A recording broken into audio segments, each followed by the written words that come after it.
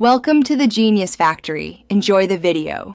You start by preparing the device and opening shortcuts.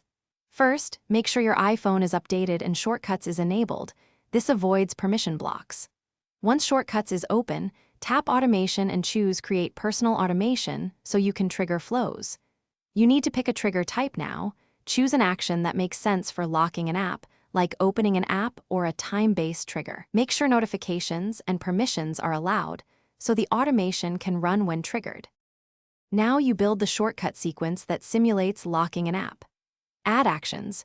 Use Ask for input if you want a PIN prompt, set focus to restrict notifications, and open app to redirect to another app or home screen. Once done, chain a final action to enforce the pattern, like showing an alert that requires confirmation or running a shortcut that closes the target app.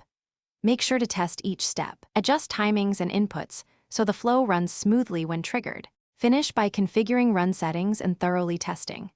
Turn off Ask before running only if you trust the automation, otherwise keep prompts.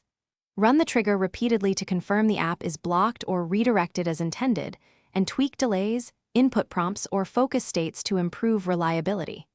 If it doesn't work, check Shortcuts permissions, background app refresh, and focus /screen time restrictions.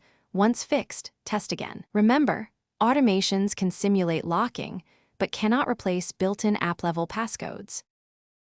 Thanks for watching. If you found this helpful, don't forget to like and subscribe.